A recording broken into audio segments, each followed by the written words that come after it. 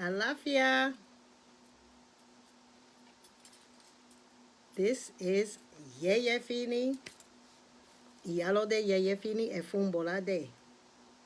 And we are live, and our Olokun, the energy of wealth, mystery, and abundance.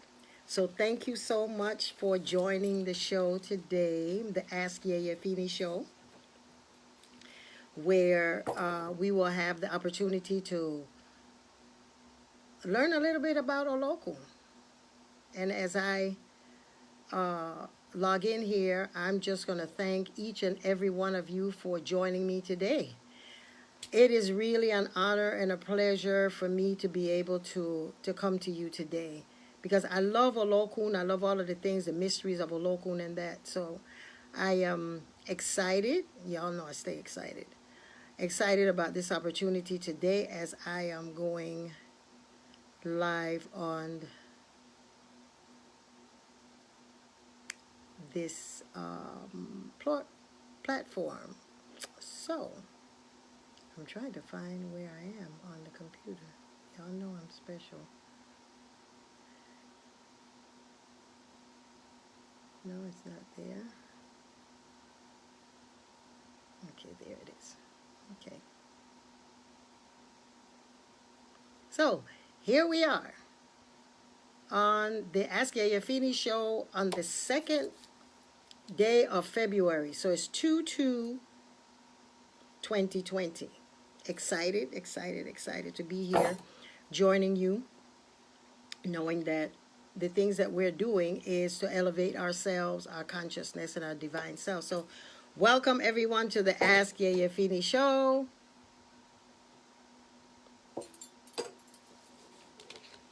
Olokun,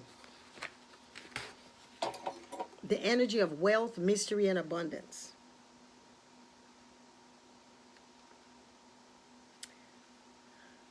At the IIASK, which is the International Institute of African Studies and Knowledge, which I'm the director of, and Yeyefini.com Balanced Living,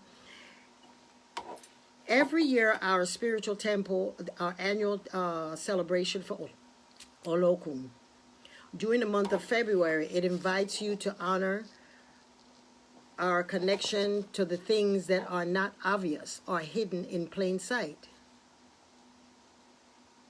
Olokun is the essence of God that governs, protects, and inspires us to go deep within our conscious mind, to connect to our divine unconscious mind or our spiritual eye, and bring about healing, clarity, wealth, peace, and of course self-love. Olokun and Yemanja are considered in Yorubaland to be river gods. In the Americas, their residents were either expanded, altered, or made to be shared with other water deities such as the ocean. Yemanja is believed to be the mother of Olokun, and who was the king of Benin, and Shongo, the queen of Benin, and Shongo, the king of Oyo. Perhaps that's why they are fed together during sacrifices. When we do sacrifices to Olokun or to Shongo, it's sometimes you find where the Odu will say to give it the feeding at the same time. Alafia, Shamika, Rashida, Jasmine, Cambria, De Sousa. And so welcome to the show. And so that's why sometimes they're fed together, because they have that bond that hold them together. Olokun is hailed as Ajibaye, the one who wakes up to find money or wealth. You see, I'm dressed up today with all of my wealth representing Olokun. Olokun is the energy that, of course, is at the bottom of the sea. It's to our subconscious mind, the thing that we don't even know that we have. That's where Olokun resides in us. And you know, with this faith and this culture and this understanding is that all of nature is Orisha. Nature in itself, the word nature is neter, which is the ancient Kemetic language that says nature is God. Neter or neteru is God. So all of the expressions that we have in the universe are God. And so in everything that is outside of us lives inside of us. Just as we have the seawater that is salty. We have our tears that are salty. We have our blood that is salty. Our blood, I mean our sweat, our perspiration is salty. So we have a little river inside of us. And so when we are connecting to Olokun during the month of February, we're going to awaken, and I know many of us have awakened already. Mine always starts like the last week in that last week in January. My Olokun thing just starts popping in, where stuff starts happening that I'm like, whoa, that's deep. I didn't see that coming. And so that's what Olokun does every year for me and to me and through me. And so our annual festival, last month we have a Legba festival where we washed our feet. And if you followed me on social media, you'll see that every month we have a festival in the Institute. Next month it'll be Oshun and Ogun.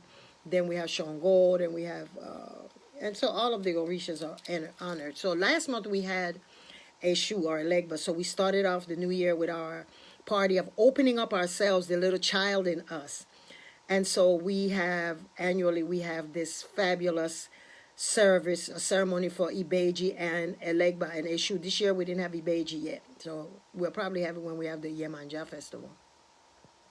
And so we had the Elegba, Eshu, and it brings out the little child in you that awakens all of those little things that you want to do, the little moriquetas and the little things that, you know, that people are saying, act like an adult. And you're like, really, why? Because there's a little kid inside of me. So in January, when we start that out, it kicks off the year.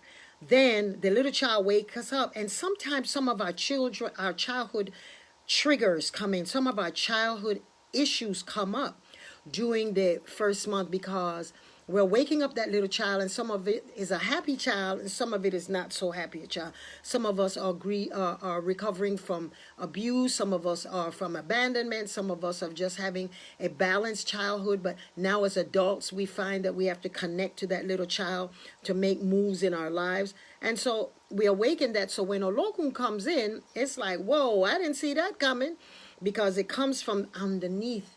The Odu of Erosun says, no one knows what lies at the bottom of the sea, because the sea seems so calm and is so wonderful and so loving. And then underneath that is a whole lot of stuff. You can drop a whole ship in water and you don't even know it's down there. And so Olokun gives us this opportunity for us to now to go down and dig deep and see your treasures. Because the water seems calm on the top, but on the bottom there's richness. There's also some debris and some dead bodies, and there's some carcasses, and there's some stuff that we have inside of us that needs to be drug up and dealt with, and decide if in fact we want to bury it finally, or if we want to have it always there as a reminder that we can go back and rebirth ourselves. And so Olokun then, and also when you open up that treasure chest, there is Olokun with the treasure chest of abundance. It is believed in some stories say that Olokun was the energy that was present when Obatala was going to make sure that the land was firm. Olokun was already there. She was already there.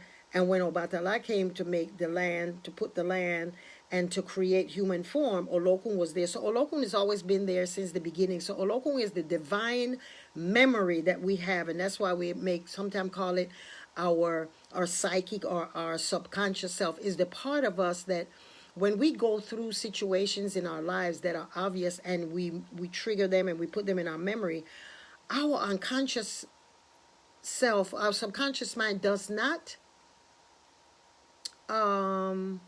recognize the things that happen to us as painful. It just recognizes as events that happen.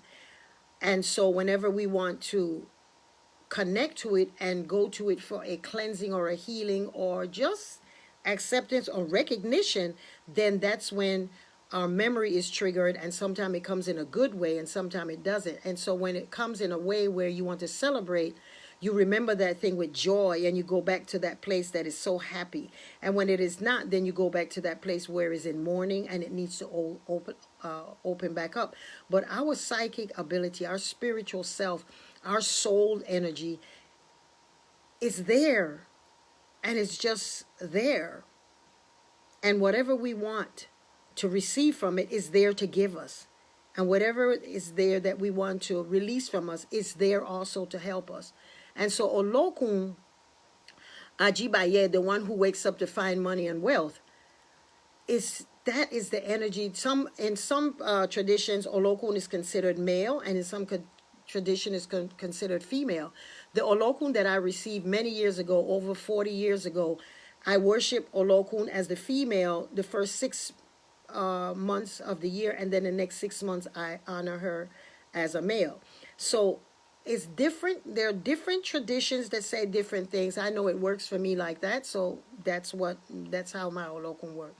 Olokun, he is represented by the king with the mudfish feet, which symbolizes its ability to walk on earth and to swim in water. And that's what we were saying earlier, that in some practice, in one story, it said that Olokun is the one who was there at the beginning of time. So when the earth, it was water, it was there, and then when the soil and the became the firmament of the formation of the plant of the earth with the earth, Olokun was also able to be there. And so Olokun, he or she, is the celebration that we have during the month is a request for you to open and to go deep in the mysterious part of your being. As I said, last month we opened up to the child. This month you're opening up to some mysterious parts of you, which at times become blocked, overlooked, and unattended. And those things become blocked, unattended, and overlooked because we're not so much in touch with the Olokun part of us, because that's the quiet side of us. That's the side of us that if we close our eyes right now, we go right back to Olokun because it doesn't have a form. And so that part of us that is mysterious and is dealt with only when we require it and we call for it. We want to get up to the top of the water, to the surface, and say, I want to live again. Okay. That's when you want to go into that Olokun section of yourself. And that's what's happening with this Olokun time, that you're going to feel like you want to open up because you want to swim again. You want to open up and be alive. And sometimes you're just blocked. And as I said, become blocked because we're distracted, because this is a physical expression and expression that we have, our physical self. We connect to what it is that this physical eye can see. And the eye that does not see the way that the physical eye see is the eye of Olokun, is our third eye. It's the part of us that when we get quiet and when we get still in meditation and we go into trance, we connect to that universal power that we can download everything that we ask for. That's why sometimes something happens and you're like, wow, what the heck was going on? Well, how did that happen? And you go into a meditation, and today we're going to share with you, if you're interested, how to set up an Olokun shrine during this month. And for those of us who already have shrines, I'm going to share some of the things that could perhaps, if you want to add it to your practice, to open up that part of you, because during this time, a lot of stuff is going to happen, mysterious things where you're feeling disconnected to what's going on in the physical eye. And meditation is the way that you're going to go in. If you don't go into meditation, it's okay. It can come out from an argument. It can come out from some kind of situation that you didn't, some unexpected situation. But you are going to deal with the things that's going on. Some people call it mood swings. Some people call it depression. It could be called all of the things that make you feel like, I don't want to be here right now. I want something else. I really want to step out of this physical self, and I want to find out where and how can I get to another realm or another level of understanding. And that's when, through meditation and you go into trance, you're making transformation, you're making a formation that is changing from where you are. So when you go into a deep transformation in meditation, you are then able to download information from the universal, for the unconditional mind that is there for everything that we want. So when you do a meditation and you do just sitting in stillness and recognizing that this is happening for something, some reason, because everything that we attract it because we want it, we need it, or we deserve it on some level. And so when you are asking yourself, I don't want to do this anymore, in a quiet voice, that voice is still God. even when you just make it in your mind, that is your divine self connecting you to the bigger forces outside to drag and to bring that thing to you to realize it. So doing meditation this time of the year, this February, is it's maximum importance for you to be able to download and to intuit what's going on when you want to get away from what is happening. In the worship of Olokun, and the way that I received Olokun, is that you always wear efun, or white chalk, on your face when you go to Olokun. This morning I set up my Olokun shrine and really just showered her with a lot of efun and a lot of food and flowers and all of the things that I know local, like in cooked foods and that type of thing. And so when we put the white chalk on your face, what you're doing is you're disconnecting from who you know yourself to be physically. You're going to an unknown realm. So when you put that white chalk on and you look at yourself in the mirror, sometimes the first look is like, whoa! It's shocking because Olokun sees us totally in our spirit, not in our physical form. And so when we go into that form of going deep into the dark, mysterious parts of our being that are blocked or sometimes overlooked and unattended, we go in to ask for Olokun, for Neptune, for the spirit, for Orisha, that influences the racial soul of people of Africa, because Olokun is governed by the planet Neptune, which is like the sign Pisces, which is the energy that holds melanin, and that's why it's so appropriate for us to do African History Month, Black History Month. I mean, all year, but when it's a maximum energy that we universally come together, it's based on that aspect of us that we're going into the, I'll say, archetype of Olokun, of Neptune, of the Orisha that influences the racial soul of people of the African race. And so people of European race, or should I say European race, but European identity, their planet is Mars, or Aries.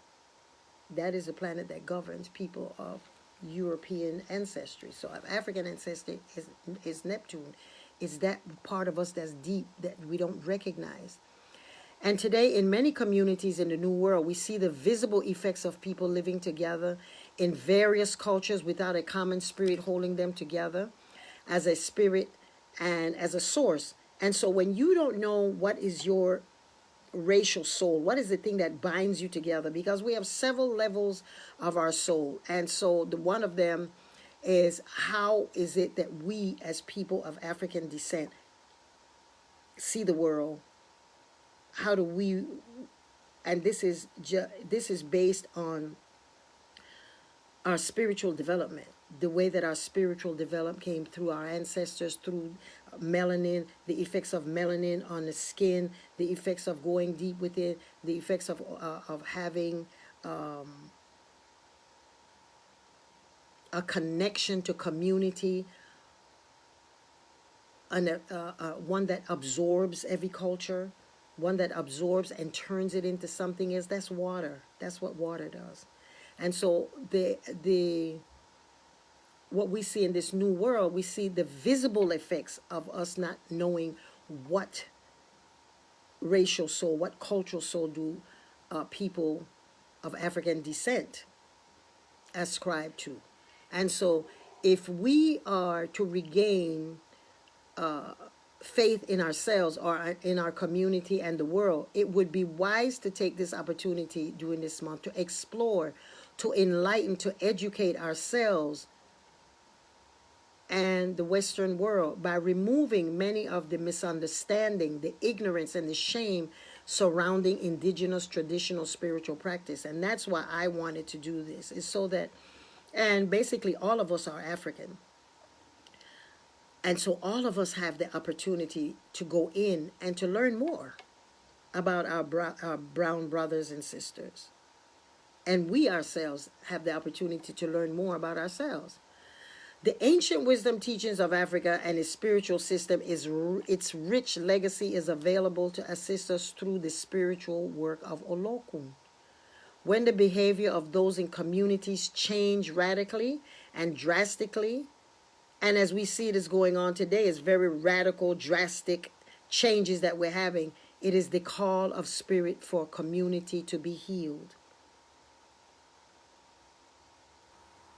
When many become overwhelmed, anxious, addicted to materialistic things, lose faith, lose respect for ourselves, do not remember who we are, then we weaken the links and the spirit world that we become fearful of others and ourselves. We become afraid of ourselves because when we're angry, we don't know what we're capable of doing. And so it is time for us to take this month just to reconnect to the fact that we have a responsibility to make this world and to link ourselves to the spirit world, because the spirit world is always with us. Olokun never leaves us. And we become fearful, and when we become fearful, we stop ourselves from knowing that there's wealth underneath what we see as ourselves, what we consider sometimes that we are a failure, or we should be doing more, or we have it all, and those that don't have it, we belittle them or look down. We're all on this level, holding each other accountable and being responsible for each other. And so many become addicted to materialistic things, like we said, saying, oh, I got this, so I'm leaving mine. Or you just drive yourself to such a heavy level of just focusing on the availability for material things. I want more, I want better, versus why am I doing this and at what cost? And so through Olokun, we're able to get through this cycle. When the behavior of those in the communities change radically and drastically, it is time for ritual. When many become overwhelmed, anxious, that's the time for ritual.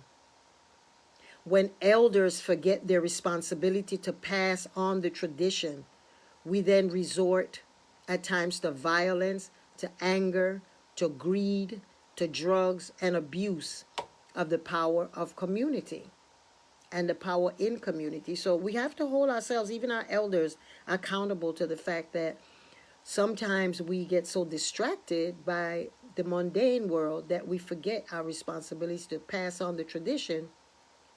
And if not, then we just think that this that we see is really who we are. The media at times continue to feed fear, and sometimes panic through misinformation. We know the misinformation that goes on about African spiritual practices. And so sometimes we walk around and think that that we see the physical world is all that we have, and that we can't do anything. We can't be the voice that needs to change. We cannot decide that we want more and move collectively as a group, as a planet, as a community, as an individual, as a family to require and to request more. And so even our elders, the media, we know what happens with the media. There's several ways to bring about community and global healing by indigenous and African spiritual rituals. And so that's why I'm here today. And so community rituals, we're going to start with the community rituals are rituals that when we see that we're disconnected, we don't know who we are in terms of what is our culture. We live in a melting pot, considered a melting pot. And it's not really evenly distributed. We come from different cultural, racial, sexual, political, spiritual, religious souls. And when we don't recognize, I don't like to speak in the don'ts, but when we get distracted from the fact that each aspect of our life is interconnected, but we are different. And acknowledging the differences is going to allow us to see the strength that each one of our cultures bring, which each one of our political systems, which one of our racial, our spiritual, our religious, how we, our sexual soul, our familial soul, how we interact. But we have to know how, as human beings, how can we be more? And so the first ritual that we want to talk about today is community rituals. And the reason that we want to start with community rituals is because that's the ritual where the community comes to heal. It's is the first level of addressing what's going on in your community. So if in your community you see that there's a pattern that keeps repeating itself, and you're going to the authorities or you're going to whoever you think that would be in a place to help, and it's not happening, it is time to do community rituals.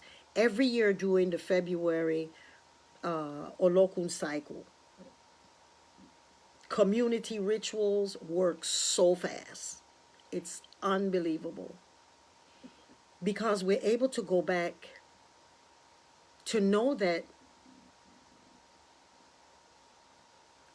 everything that's affecting everybody is affecting me. So everything that I'm doing is affecting someone else. And so it helps us to connect to each other, not as them and us, but all of we. And so the community rituals for all adults in the community is to heal the entire community. So we would recommend and suggest that you get a consultation, a reading on what's going on in your community. And I know y'all have heard me before said that I've done community rituals, and some of you may not, so I will just brush up on one. That when I moved to a community, I was living in West Palm Beach, and I moved, beautiful place in West Palm Beach, and on the corner when I moved in, there were some little happy ladies that at night, it became like a little place for ladies of the night. And men would be passing through there all hours of the night. And I'm like, what's going on? I don't know what's going on. So anyway, make a long story short, I started seeing used condoms on my street. And I'm like, wait, whoa, not on my watch. I cannot have my grandchildren coming to visit me or my clients coming to visit me. And then we have to run into this. So I took the responsibility to do a consultation, know what it is that I could do to move these ladies and these men from my block. I am not judging what it is that they do.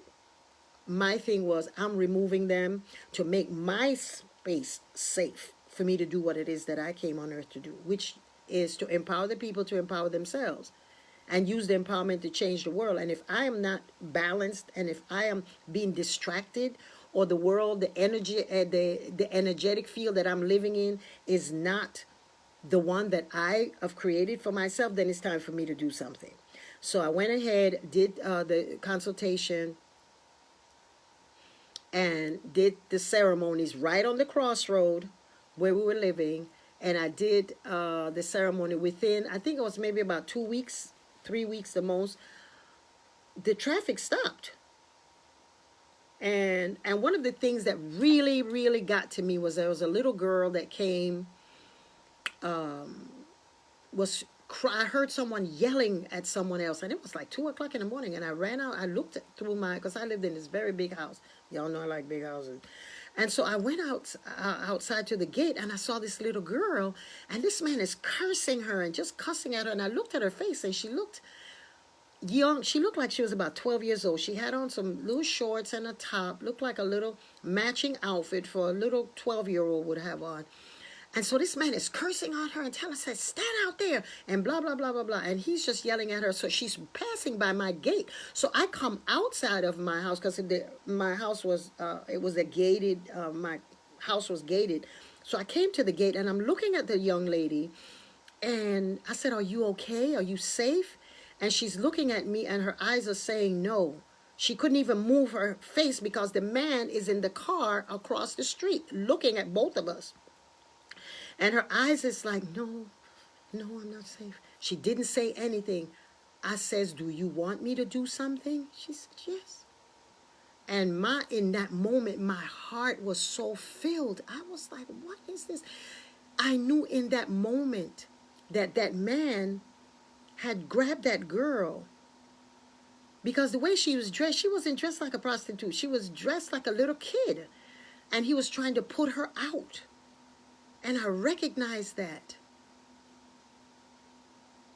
And so I went and I called the police.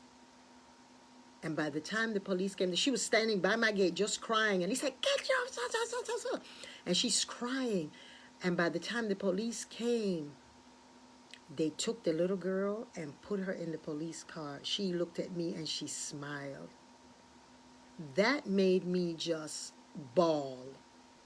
That was the day that I decided I need to do something about this, because this don't make any sense. So they took the little girl down, and I know, of course, he was running. He left when he saw the police car coming. And so the patrol car coming. So the story is that once I did the rituals, within 2 to 3 weeks, the traffic stopped. So I called the precinct to find out what was happening. They said that they had a raid, because the ritual that I did was that we would have, I can't remember, was it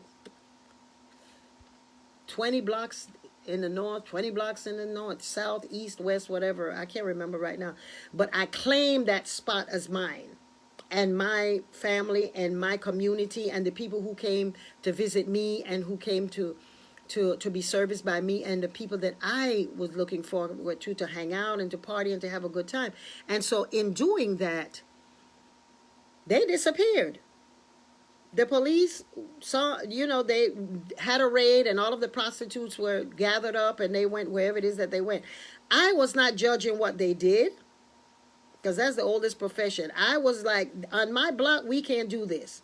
I know in Panama, we have, when I grew up, they had prostitutes, but they weren't on the street. They had what they call a pension, which is you go and you have your relationships in a hotel and in a big building, and people knew what it was because we knew what it was. And in the pension, that's taken care of. So I'm not passing judgment on what's going on. What you choose to do with your body and what you choose to do with whatever, that's you, but not on my watch. And so that's the thing with community ritual, is you got to take responsibility of something that's going on in your community. We can't just complain and whine and say, oh my God, what can we do? You got to take charge. And in taking charge of it, you then change the circumstance. And so in community ritual, I would suggest and recommend that you get a consultation, a reading, to find out what energy or what ritual, what energy will work with you to move. Because sometimes you have to do, this particular ritual I had to do was to the Iyami, the mothers, and to Ogun. Those were the two that I had to come and ask for assistance in this case. There are many other cases that we do community work, community action. And so I remember once also in West Palm, we were trying to get the city to recognize the hurricane victims of 1921, I think it was, and they were taking and dragging their feet, and that they couldn't do this and whatever. So anyway, we got together and did ritual out there, and next thing you know, that's now a park. So when we do community rituals, what we're doing is we are taking responsibility to know that this community is mine, wherever I live, and this world is mine. And so if each of us is doing it on a community level, then we have our universal soul that's going to be appeased. So we have our community soul, we have our universal soul that's going to connect to it. And so you get your divination and you find out exactly what ritual is going on. There are many children that are being abducted in communities. That's something that you could change. There are men and women that are being murdered in the street. This is a time for us to come together and do ritual for those things. Whatever it is that's happening in your community, you can do it, because it is asking, as we said before, the universal spirit of God to come, that is always there. We just have to go to it and pluck it and says, this is what we want from you. This is what we want from you. This is what we require, so that we can make this place better than we found it. And that's our responsibility. And so the next level is going to be the familial soul. Within each community, each family is a community unto itself. And then when it comes attached to others, then it becomes the community. So when we do the familial soul rituals, This is for all members of our individual families to bring about unity, financial gain, etc. So you will get your consultation and your investigation to find out exactly what is the thing that's prevalent and keep repeating itself in your family. What is the role? What is the thing that affects? I'm doing ceremonies right now for the men in my family because I see there's some similarities, and that's what we do to bring forth that ability. So in our family, we're doing ceremonies, rituals for unity, for financial gain, etc. Because as I said, we get blocked, we get distracted from what is a family. I was watching the television the other day, and I saw this little girl was talking to her father in such a way that I was like, whoa, what's up with this? And everybody was laughing. It was a comedy. And the little girl was like, Dad, so-and-so, and Mom. And they felt that that was normal. Within your family, if children start having a certain behavior that's different, this is the time to do a consultation on what's happening with your family. Get a family consultation. Find out what energy of the universe. And I say Orisha because when I say Orisha, we know that what aspect of nature. Is it water? Is it air? Is it fire? Is it mineral that we need to ascribe to bring healing to that particular family or situation? So you get your consultation for your family. Get a family reading to find out exactly what's happening, why there's no communication or there's whatever happens in family. And so then that's what it's for. It's so that each family. Then we go, of course, then we have the individual rituals and the individual ceremonies. And there, I'm back. Woo-hoo. I was trying to move somebody. And when we do our individual rituals, the individual is is interdependent. The individual is part of the community, of the family, and then that family becomes the community, and then that community becomes the world. So we are healing on a global level when we're doing this. It seems like it's just community, individual, and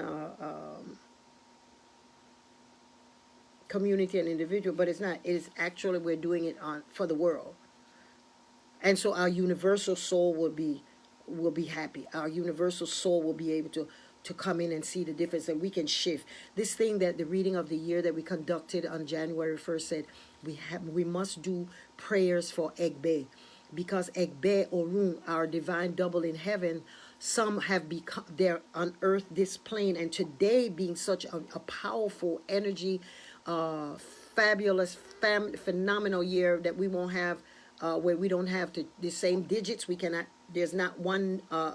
There's not the. This year today of February the 2nd, 2020, where all of the numbers are the same. There's not one number that is outside of that. We won't have that again till I think it's 3030. And so this is a time for us to really tap into those rituals. You can go to my website and look at the reading of the year. And one of the things that it was saying is that we have to pray for our leaders, because today especially there is a vortex that is opening, and it has always been open. It's been open for about 7 years, and now it's opening even more magnetically and more energetically for us to do and to say and to receive what it is that we want. So globally, this is the time for us to pray for our leaders, because a lot of this stuff that we are seeing that our leaders are doing has very little to do with spirit. And so we are praying for their divine sense, for their divine connection, to connect to the level of recognizing that you have the choice. You have a choice outside of your ego to change what you've been told, what you have learned, what you have seen before. And so this is our opportunity to do those Egbeo Rune ceremonies. Next month, when we do the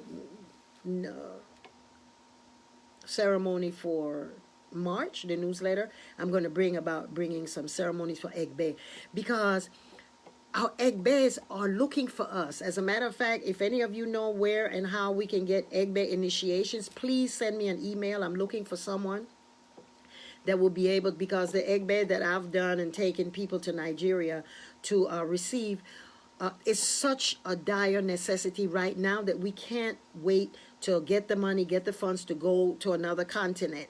I know that there are people doing Egbe Orun initiations. Please, yeyefini@bellsouth.net, send me an email, because we have like 5 people that are ready for Egbe, and most of them are children. And what's happening, getting back to this 2020 vibration, is that Egbe Orun is walking, is magnetically calling our attention. It's saying, hey, we made an agreement before you left Earth, before you left the spirit realm, that when you came on Earth, you will be a judge. And so all of the judges have helped you. All of the laws and the rules have allowed you to be a judge. So now you need to pay back, so that the good that you've done, the wonderfulness that you've received, you pay back into the piggy bank. You made an arrangement to be a musician. You did well. You did fine. This is time for pay up. You came as a leader. You came and now you're doing it. And now, if you're not able to recognize that you have a connection to something higher than yourself called spirit, then your Egbe then turns to doing malefic things. And we've seen some of our leaders that are doing malefic things that would lock children up, and the children are being molested and violated. And so it's just like a cycle of violence that we're seeing on the planet right now. And I know not all over, but for what we are in America are seeing on the news, and our leaders, this is our time to pray for them to have a different consciousness and to do rituals and ceremonies to change. Just like I changed those people from being on my corner, you can do it. We can. All of us are an expression of God. All of us have the same ability. In every faith, it says it's in the Bible that we have the same power to do as God or more. So we can do this. And so when we're doing the individual rituals, we are then calling on the spirit of our families, the global family, for us to be able to bring that balance. So the individual is the interdependent of each other. And so the rituals which bring about the feelings of wholeness, balance, support, care, and respect as a member of the global family. So when you do that little thing, I got rid of those ladies on the corner, it helped my community. Because then people recognize, whoa, if you can do that, then can you help me with this, and can you help me with that? And so in my practice and as a priestess, as a minister, that's what I was doing, is to open people up to the understanding that ceremony. So we started doing public ceremonies to Olokun at the beach in West Palm Beach. And it's still being done. As a matter of fact, the celebration this month is the 19th of February. The temple, the IIASK and Yeyefini.com, Balanced Living, will be officiating that. And we do it at the ocean, where we come at sunrise or in the evening. It depends on what it is that the reading says. And so we come at sunrise and we take food out to Olokun. I did it when I was living in Jamaica. I made launches. We made the long raft, and we put food on there, and we sang and danced and drummed and put it out to our ancestors and to fed the sea and the ocean. We went to the rivers. We fed the river. We went on top of Dunn's River Fall in Jamaica. We fed that. That's what you are doing, so that we can get back into the rhythm of knowing that we are responsible for our global healing, and that no one is going to come and save us. And so today what I want to give us is some community rituals, and then I'm going to go on to give us some individual rituals and things that we can do for ourselves. Okay? And so ancient wisdom ascribed to the belief that every being has certain laws and rules that govern and direct its existence, to bring balance and harmony. Within these laws, there are energy fields that we attract at the same time that we are attracting to us. When we attract, some are attacking us. What we attract, and those that are attracted to us. When our receptive centers are blocked, weakened, attracted by spiritual parasites, or when these centers are not able to generate maximum power to sustain itself, it is time to jumpstart these centers, this receptivity, shift the energy, and bring about energy purification and transformation. So it's time to jumpstart ourselves. It's time for us to take responsibility and use the tools from African spiritual practices. And that's why I said this is a time for us to see and recognize and globally teach the power and the respect that comes with the power of ancient wisdom of Africa. This clarity and peace is achieved through our alignment to colors, herbs, minerals, gemstones, water, solar vibration, food, the seasons of the year, the month and day of the week. Those are the things that align us. When you take blue and you combine it with a particular chant, a particular sound, when you go to a particular place, standing on a mountain, standing in a riverbed, those are the way that we connect to bring clarity, because then we align to the universe. So when we are aligned to our energetic coordinates. So each one of these energies on the universe and within us, we have these coordinating points that connects us as human beings to the divine source or to God. There are 9 different ways of energetic coordinate points that connects us to God, Olodumare, source, universal energy, whatever you call it. These coordinating points are the connecting rods, are the source of enlightenment, which influences the level of progress as well as the degree of clarity and the sense of peace that we find in our community, in our family, in ourselves. And this allows us to evolve, to grow, and to behave and interact with each other. And so for clarity, we call these levels our souls, the 9 souls. The soul is an energy field that all beings possess. And this energy field houses the spirit. The spirit is a vehicle which connects all beings to the Creator, divine source, God, Olodumare. And this is all animals, all plants. Everything is connected to the Creator because it all has energy field. Every plant has an energy field of its own. Every color has an energy field. So when we call on them, we are actually calling in. When we call the color blue, we're calling sky and water. Right? When we call red, we're calling fire. We're calling the sun. So we all have this energy field. So the 9 souls, the levels that we have that we call as human beings and that we're able to tap into every day when we look at our the rituals that we're doing for our community rituals, for our individual rituals, when we're doing them for our personal selves. We are tapping into the universal soul, the soul that all of us belong to on the planet. And that's why this year in Reading of Year says, make sure that you're blessing your water. You call your name into the water, that every time that you drink that water with your name, you become more of that, the higher expression of yourself, your divine's highest soul. And so we're tapping into the universal soul by aligning ourselves and taking care of the water. We align ourselves through our national souls. People in Jamaica, people in America, people in the United States, people in Central America. All these countries have their own national things that hold them together. And the national soul is celebrated the easiest way is through the flag.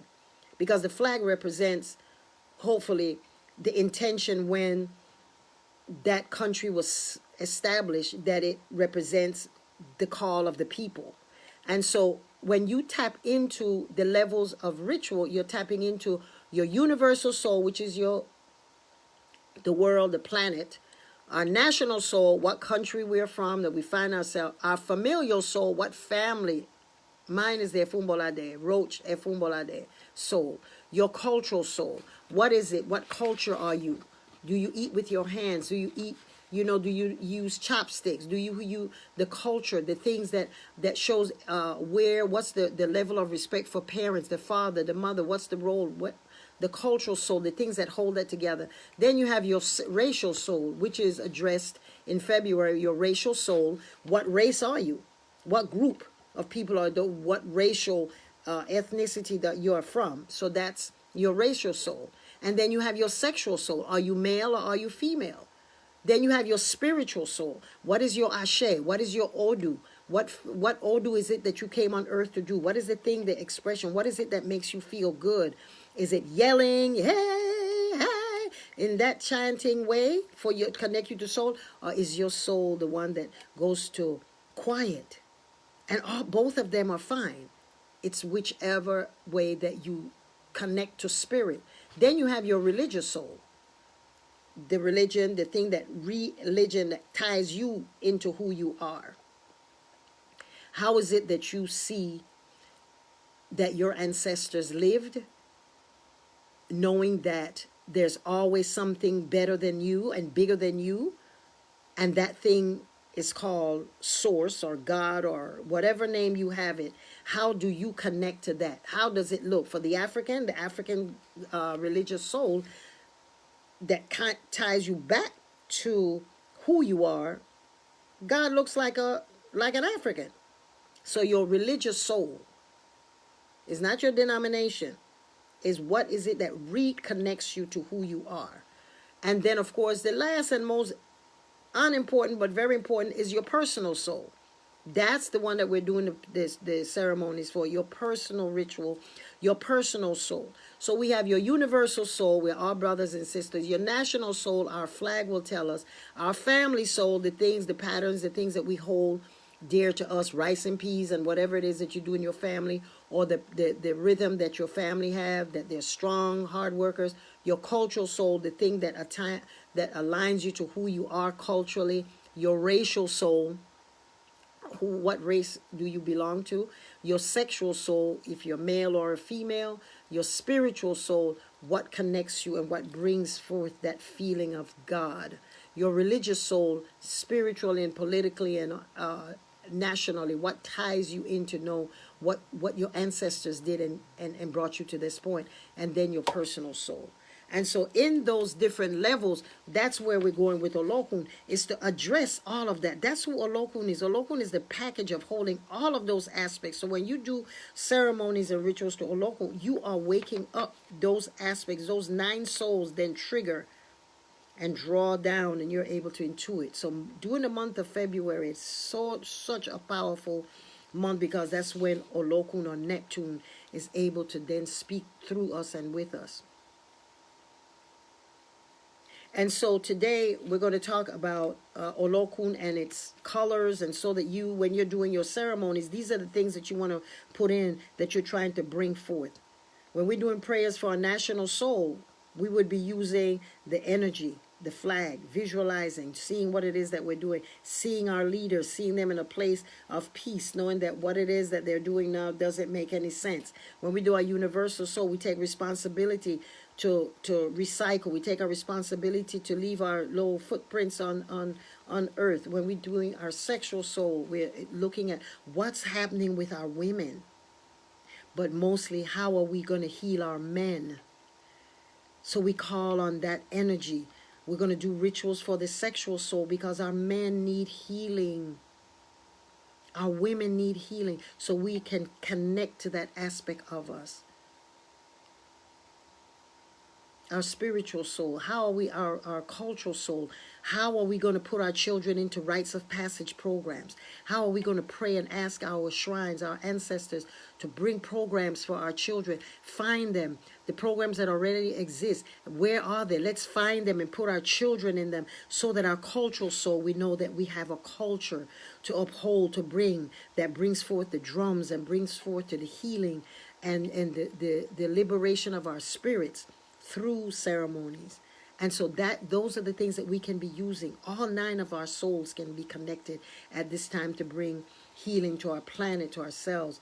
And so for Olokun, the colors are blue, coral, sea green, crystal, and white. Olokun's number is 4 and sometimes 7. No one knows what lies at the bottom of the sea, and we went through that. Meaning, go deep within and uncover your hidden treasures. Look deep within to find the things that are not readily or easily visible to the naked eye. One ritual that we need to be doing on the sexual soul level is the trafficking that's going on with our girls and boys in our community. Rituals for that. Okay, so Olokun is saying, look deep within to find the things that are not readily or easily visible to the naked eye, to our external eye, our physical eye. Here are a few rituals which you can find helpful to honoring the Olokun in you. And remember, we said Olokun lives inside of you. Olokun is a river god, and in the Western Hemisphere, the New World, it's ascribed to the ocean, but it's water. And so Olokun, yeah, we have half an hour. Olokun, here's some. So the first ritual that you're going to do for yourself that you can do is, and this, you can come back into Facebook and get all of this. Don't feel like if you can't write them down quickly or record it, that would be nice to record it. Is wash your face and hands in the sea or at a river or at a lake, anywhere that there's water moving. Because Olokun, as it was taught to me, that Olokun, the water that goes into Olokun should be water that has been that has moving. You can't put just tap water in it. So even if you put tap water in it, you have to add some energy water from a river, from the sea, from a lake, from rain, something that has energetic vibration, because Olokun is always moving, because it's the ocean, it's the river. And so you're going to wash your hands and your face in the sea with molasses. If it's cold now and you can't do it, then you get some of the seawater, you take it home, and you do the ritual. We're pragmatic here. And so you're going to wash your hands and face in the sea with molasses. You can use leaf lettuce, and using the pulp of a watermelon, you can scrub and wash to eliminate spiritual parasites from your being. If you're not able to bathe your entire body, then just wash your face, hands, and arms. This is an excellent ritual to disinfect the aura when feeling sad, depressed, and melancholy. So if you can go to the ocean, which we do when we do the Olokun festival in Florida, we'll go to the sea, we'll wash with molasses, lettuce, and watermelon pulp, and you just scrub yourself, and then you go in and rinse. If you don't have that, bring it home, scrub yourself in your tub, and pour the water over you. Also, during this time, you can wear or carry a piece of coral on your body for financial gain. So have some piece of coral that you can have for financial gain, for money. So let's now go to, okay, sorry. I'm going to give you all some more information, but let's go to the community rituals first. Sorry. When we're doing the community rituals for our community, let's come together at a body of water. It could be a river, a lake, an ocean, a bay, and offer prayers. Global meditations, it's great. So just you and your girlfriends, or you and your boyfriends, or your church, or your spiritual group, anyone just coming together. Because God said, what is it they said in the Bible? I think, and I don't know that much of the Bible, but when 2 or 3 are gathered in my name, or something to that effect. So let's come together in the name of global healing. And so we come together with prayers, global meditations to strengthen the power of community. I think Deepak Chopra is having another one of those meditations for 21 days. Chime into that and bring your community out. So come together at a body of water, the river, the lake, the ocean, the bay, and offer prayers.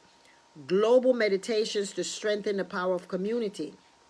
Divination can be performed to see what ceremonies will be more efficacious depending on each community's needs.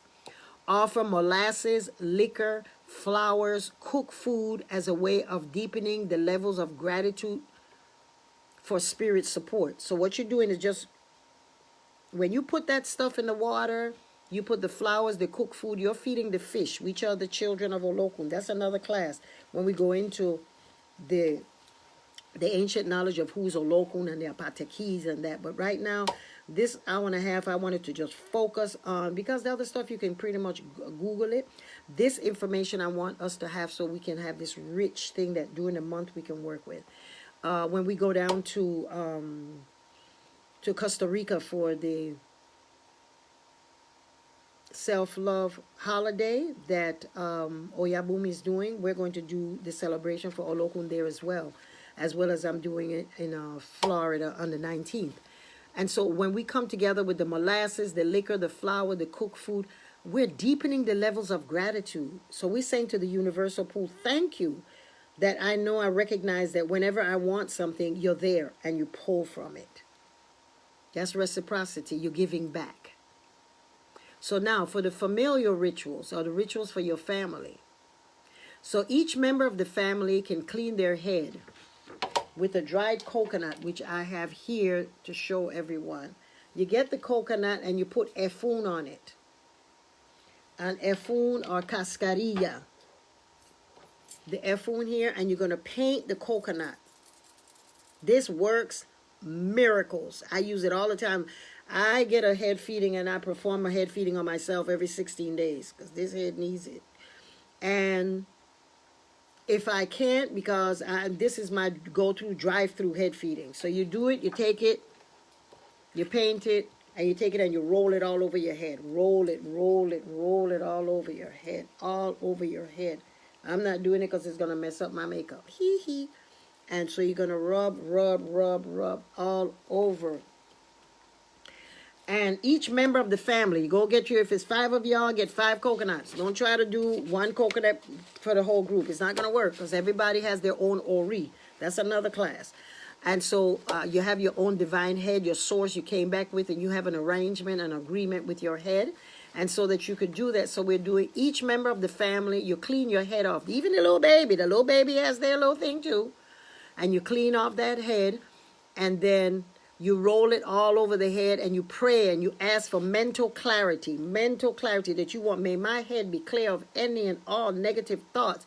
Open my spirit to attune me, to align me to the divine source, that Olokun, that God, the source, whatever your understanding of God is, will come and infuse that energy, and that I will be mindful of it and recognize that my mind is powerful and that I am able to ask for anything that I want. The second part of the ritual is to offer the ancestors cooked food. Oh, what you're going to do with the coconut, you can take the coconut, and there's one that I have that you do it in the house and you don't touch it. This one you can touch. You take the coconut and you clean your head and you put it in the trash, and you can take it somewhere far from your house and then say, I remove any and all negativity from me, and you take it and you drop it, bam, and let it break, okay? And you break it at a road, the side of a road. You could do it.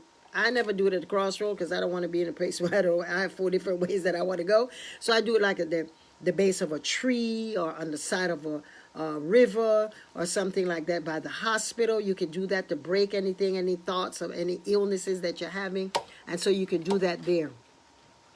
And so the second part of the ritual for the familial is to offer your ancestors cooked food. So you cooked food for your ancestors. I always cook for my ancestors on Sunday. And that's just a habit of that I've been doing for years. And then you give them some food and some drink as a thanksgiving offering for protection, for family unity, for clarity and peace, in recognizing the value and the purpose of each family member. So you're thanking them for each one. The baby that just came into the world, the grandpa, thanking everybody for what it is. And what you're doing when you go to your shrine, you're actually acknowledging those who came before you. And when you go to your ancestor, you are remembering. The ritual is for you. You remember the things that your ancestors did for you, and you reconnect to the blood that runs through your veins, and the vibration that you're sending to the spirit world, and asking them to align themselves. So the third part of this ceremony for family is to say positive words over and about each other. If you are not physically available, then speak via telephone. Do not text. Don't text someone at, oh, I love you. Call them on the phone if you have their number. And if you don't have their number, email and say, may I have your number? Okay? And then you call and you speak positive words over each other. And here's an ancient Hawaiian prayer for you may find useful to bring about healing and forgiveness. And many of you know it, the prayer where When we allow ourselves to heal and release, we make room for what we really want. So this is a prayer of forgiveness for yourself. Remember, the words are a way of clearing energy for the person saying the prayer. You're not praying this for someone else. This is something that you're saying for yourself. I think it's the Apanapana prayer that says, forgive me. Is an ancient Hawaiian prayer that you say, please forgive me. I am sorry. I love you and thank you. I called my grandson the other day and put that on his phone. Please forgive me. I am sorry. I love you and thank you. Very powerful prayer. Please forgive me. I am sorry. I love you. Thank you. The prayer is for you. And so those are that's the ritual. So now we're going to the individual ritual, which I gave y'all. Nope. Now we're going to the individual ritual, which is to shift your personal doo-doo, your personal energy from frustration, feeling of loss, or just remembering that peace is your natural nature. If some reason or whatever, we're not blaming anybody because we do stuff too. And sometimes of it is our own karmic that come back to whip us. Everyone has that. No one is perfect. And so for the individual rituals, to change your personal energy from frustration, feeling of loss, or just remembering that peace is your nature, is your divine nature, which we spoke of in the reading of the year, is taking spiritual baths. Water is amazing. Water will take on the form of anything that you have to come to. So you take spiritual baths. And with the spiritual baths, you can make them from flowers, white flowers, efun, which you use with cascarilla, or tuberose essence oil, or spiritual baths made from milk, water, almond extract, honey, cocoa butter, and efun. So I'm giving you two separate baths. One is made from white flowers, efun, which is cascarilla, and tuberose essential oil, or spiritual bath made of milk, water, almond extract, honey, cocoa butter, and efun. And you can find more of this on my YouTube channel on how to make these baths, because the baths are so powerful. Okay, so next, and those are the ceremonies, the community rituals, come together at a body of water, the family rituals, get the coconut, clean off the head, feed the ancestors, say forgiving words. And then the personal one, making shifting energy baths so that you can connect to your community and you will connect to your family as an individual. Now, to set up your Olokun shrine or altar during this time, you want to start with just water. You're going to start with water because water is the essence of everything. As a matter of fact, let me drink some.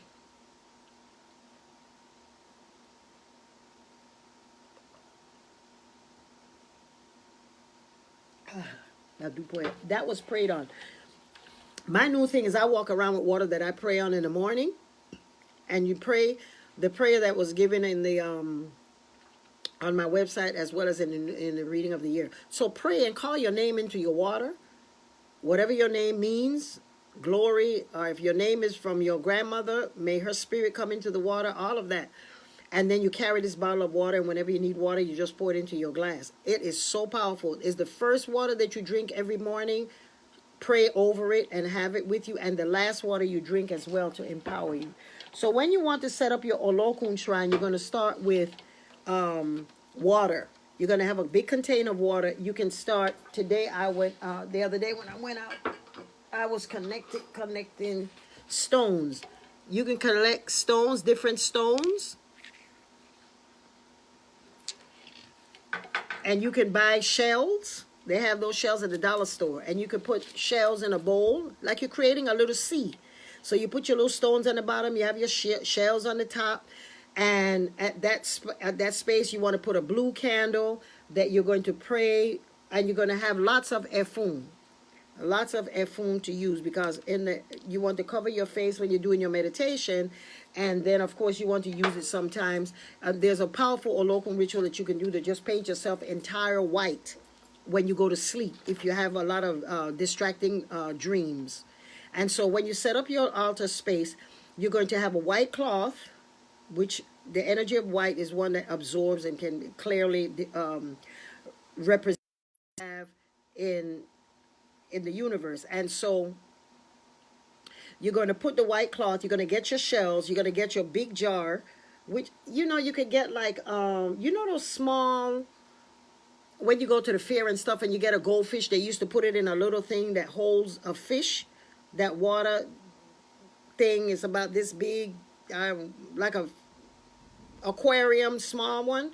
That, fill that with some stones, 7 stones, and you can then get some shells, and you have that as your, and you can put even a little drop of bluing to make the water blue. Then you have your glass of water, you have yourself your blue candle, and you do your meditation. I have an excellent meditation on my website. You can download it, the Yemanja meditation.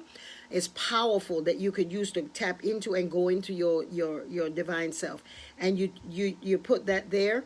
And then you can also have corals. Like you see, I'm wearing all of my coral beads, and I have shells that I've gotten from all over the world, different places people have given me, or I have purchased, or through my different initiations. And so you're going to put these shells on there, also the local. Then you're going to be offering food, cooked food, or fruits, or that, because you're putting a part of you. This is the saying gracias, giving thank you for what you're doing, for opening up this space in my life, Olokun, to come here and radiate your power. And that's where you're going to pray every morning, for your community, for your family, and for yourself. And so for the things that's going on for our universal soul, our political soul, our cultural soul, our sexual soul, we'll be praying for all aspects of us. And so you can offer at the shrine cooked fried ripe plantains. Olokun loves fried plantains. And those of us who have Olokun, this also is ascribing to you, is that you could fry ripe plantains. In the Western understanding of Olokun and Yemanja, pork rinds is given to it, or you could cook duck meat, or you could do cakes, and you can put sugar over it. And you can have steamed mashed black beans, and what you do is you cook black eyed peas, and you cook them, and when they get cold, you strain them off, and when they get cold, you mash them and make balls. You make 7 balls. You can pour some molasses over that. You can also make cornstarch porridge with molasses, and you just get the cornstarch that you use to thicken up gravy, mix that with water, and when it's getting thicker and thicker, you're praying, and you're pouring molasses. And you start in one direction for one prayer, you go to the next direction for another prayer. That you can offer at your shrine. Also, one that is, a beast for money, is you get 7 ears of corn. You get 8 because you're going to give a shoe one. But you get 7 ears of corn, and you boil them. You don't take the husk off of everything. And then you're going to pour molasses on it when it's hot, and give that to Olokun and Yemanja. Whoa, talk about money quick. That's a masterpiece. It was really, really good. And then you drizzle it, and then you give it to them while it's hot. Then we have a bath that you could use with verdolaga, which is purslane. Purslane grows everywhere. People eat it in some Asian grocery store. You can find it, but it grows on the side of our houses. Purslane, verdolaga. You crush the leaves and stems in a large container of water and pray for what you desire. And then you can add river water, sea water, holy water. And the holy water that I use, because this morning that's what I bathed in. I bathed with sea water, river water, and May rain water, because I always gather the water from the May season, because it says that it's sacred. So I use that. And then you add that, you add your river water, your sea water. And what I use for sacred water, the holy water, is the water that I have on my ancestor altar. If that ain't sacred, it's very sacred, because that's where you make your prayers, you pour your libation. I use that as my sacred water. And then you can put some cocoa butter, some efun again, and put it over the entire body as a final rinse. And you do that for 4 days. This is very, very good for spiritual balancing and spiritual cleansing.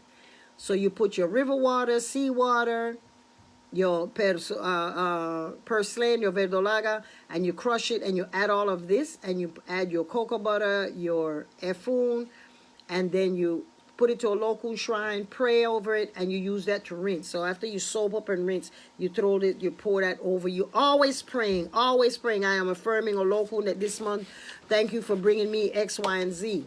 And so that's the one that you're doing there. There's one to clear conflict in the home. You could use a pestle and mortar or a coffee grinder, and you grind 1 teaspoon of lavender flowers, a half a teaspoon of sandalwood chips, and you can get the sandalwood chips in some of those stores that sell herbal, como se dice, apothecaries, right?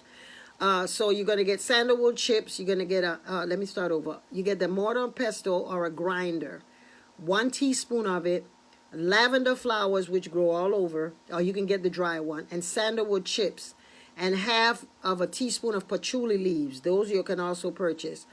And 1 teaspoon of cinnamon stick, and 1 teaspoon of hyssop. You can get all of those in teas, in tea forms. And you grind it up, grind it up, grind it up. And you use 1 or 2 pinches in your burner and walk through your home saying the 23rd Psalms. You say the 23rd Psalms where you walk in, the Lord is my shepherd, that so that to cleanse your house. This is very good doing this. And you can do it while you're doing those four baths. Do the same thing to be cleaning from top and bottom. And stand up and let the things smudge and cleanse you. Stand over the ash, the burning coal. Don't burn yourself, and let that thing cleanse you.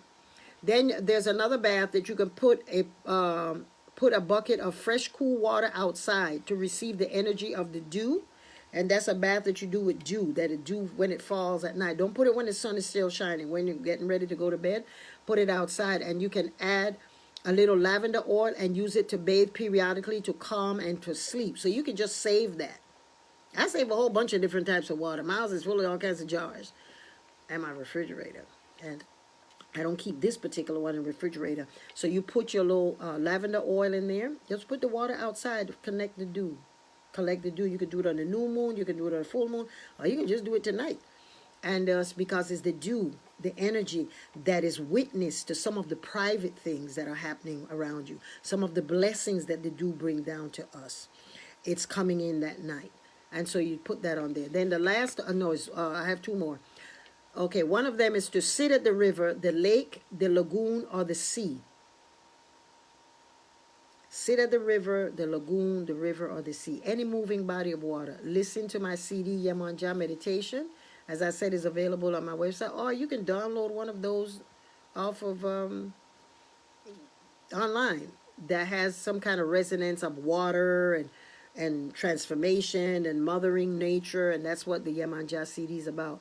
And then you're going to also, the last one is the 8th ritual is mix water from the river, sea, lake, stream, and from your ancestral shrine together in a bottle and use it to cleanse, purify, and shift energy in your home, your business place, on your body, anywhere. You take it and that's like your diffuser. Cleanse it out, get it out of the way. So you put all of that in a bottle and keep it with you as a spritzer, and wherever you go, poop, poop, poop, poop, poop, clean it up. The house, your business place, your job, all of the places where you want to be in control, and you just spritz it. Purify the energy. Always praying when you do, and saying what you're doing. I'm spritzing this water in the name of all that is sacred to me, to remove blah, blah, blah. And so this is sacred water. It's magnetic because it comes from water and it comes from a current. And just like Olokun has to have current, these are current waters that you're using. You didn't see I said tap water. So always, and if it rains, if you go to a river, if you go to a canal, if you go to a waterfall, always bring some water back because it's energies in it. When you put that under a microscope, you can see all the little things that's still alive. And so that's one of the things that we're doing. We also, during this time of Olokun, we want to of course, know that in going deep inside of our spirits, we're going to wake up some of the stuff that we don't even have knowledge that is not our mess. That is not our stuff. And so that's why my SCI program, the Self-Empowerment Intensive that we have in the Institute, this program is for adults, and it allows the individual to address and begin healing in ceremony many of the emotional issues from their past, their family's pathology, the disconnection from the knowledge of their historical ancestral lineage caused by the Holocaust of the transatlantic enslavement trade and many other issues that stop them from living in the life they desire for themselves. And so the SEI intensive experience that we have every November, we start the classes April the 3rd. This is for you to go inside, because sometimes we have behaviors and we think that is ours, and it's something that is from our own ancestral backing and some of our family thing that we assume that is ours, and it's not really ours, and it's time to heal it. And so over the years, I've been doing this for almost 25 years of doing this self-empowerment intensive, and some of you know that I've shared with you that I got this process in a cave in Jamaica, and it's not about Orisha, it's all about connecting. And sometimes for many it's the first time that people get possessed with their ancestors, and the ancestors speak through them and come through them, and it's a very cleansing, transformative, powerful system that we have in our program. And so it starts, recording and live classes begin April the 3rd. That's the first day. And so you can we have a non-refundable deposit that is due on February the 15th, and you can look on my website to see all of the particulars of it.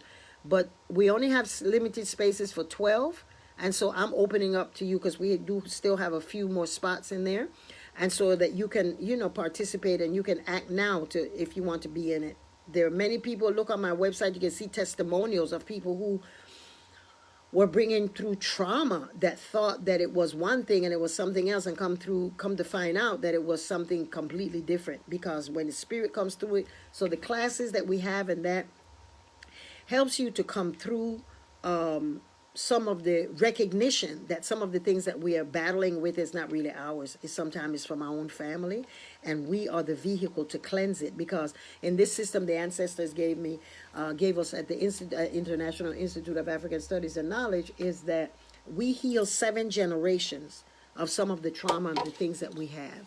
And so you want to go in there and see the description of the classes. And of course, then the mediumship classes, that training also is coming up. The classes start March the 1st.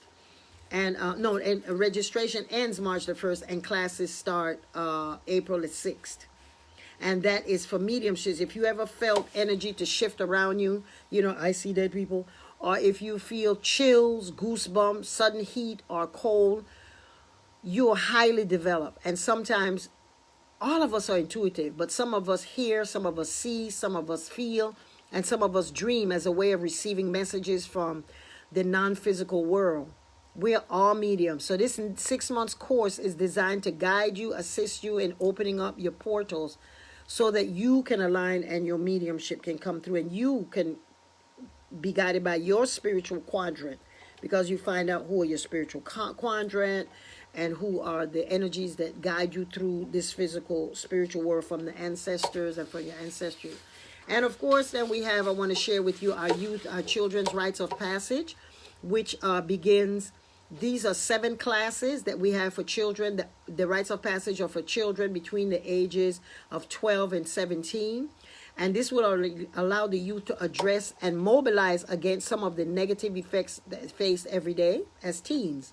This experience will give them the tools to avoid the use of drugs, liquor, and other forms of addiction. The rules that we have in this, in the rites of passage for children, the boys and the girls do not attend the rites of passage intensive, which is a 4-day process for them, and but the classes are done online, and they can tap in on Saturdays. The classes are 1 or 2 Sundays per month.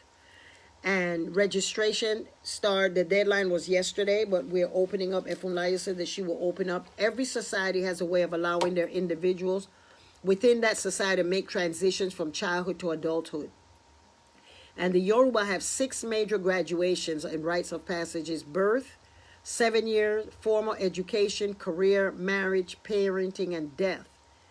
And so the Rites of Passage program that we established here in 1992 allowed children to go from one stage to the next and using the tools. It's amazing how these children are able to use these things. And we have a lot of children that are empaths and that they see things and do things. And in school, people are calling them strange and weird and that. And so you have children who are able to go through training and knowing how to harness that and how to know that they are special, they are complete, that there's nothing wrong and weird with them. Also, this is a good time that I will welcome you and encourage you to come to get a roots reading. A roots reading is a consultation to know, people from the diaspora, we are disconnected sometimes from really knowing the depths of what we come from, the richness that we come from. And in the consultation that we do here at the Institute that I do with the roots reading is to go in to tap into what is the Odu that your family's combination gave birth to you. What side of the family are you predominant? Is it your father's side? Is it your mother's side? That is very important for us to know. So this is the time that I would invite you to get a roots reading. Somebody said, "Oh, help us future positive living." Oh, somebody said, I can't address this and what people are saying. But anyway, so that's what the roots reading is, to open you up so that you can know, okay, I know my descendants. And the new thing is that a lot of people are getting the DNA done, which is good. But I personally, I don't ascribe to asking you what tribe you're from or your Yoruba, because remember, our people were nomadic. We moved from place to place. And if we moved from ancient Egypt all down the Nile and ended up in Ile-Ife and dispersed there with the 7 tribes, and we went to different places, everybody have their story as to how they came about. And so in our migration, we could have, and especially for people who are in the diaspora, we're a mixture of all kinds of things. We're a mixture of all kinds of things. And so I don't ascribe to saying this is your Yoruba, your Fanti, or that, because if you do the DNA and it tells you that the last grade in which the strongest blood drop is from a particular place, then you can get confused and say, well, wait a minute, they told me I was Yoruba and I'm the Congo. Wait a minute, what's this? So that's why I just ask in the readings at the end, what side are you predominant? And then we can go into doing a family reading on the families, on your male side and your female side of your family. Or you can ascribe to getting the shrines for your ancestors as well. That's done. And so the roots reading during the month of February is very, very good, because you're deepening your connection to Olokun, to your African soul, to the deep parts of you, and bringing answers that sometimes has been hidden. Also, I would suggest to you to get the Olokun soap. I hope we have some. But anyway, you can order it, and if we don't have any, it'll let you know. And I make all of the products, and where in the world is Yeyefini? So it depends where I am. No one has my formula. I make those soap because I go into fasting and that before I do it. So we may have some. You can order that. And the abundant soap, that's the bomb. That's about Olokun being the energy of wealth, money, abundance. That soap, you do not use it on Wednesdays or on Saturdays. That's a very good, powerful thing for calling in the power of 2020, which is the energy of bringing the energy that if you have done your work spiritually for the past 4 years, this is your time to get in there and get your stuff. And so you want to be able to have the support, the universe aligning itself with you, And lastly, the one thing that I would like to say here is that in your, there's this book called The Creation Frequency that I've been sharing with many. Get that book. It's very, very good. And you're able to use the words aligned with sound to bring forth evolution for you. My desire for you here is just for you to find a place in your heart, in your home, to make a sacred shrine for Olokun during this time, because the universe is ready.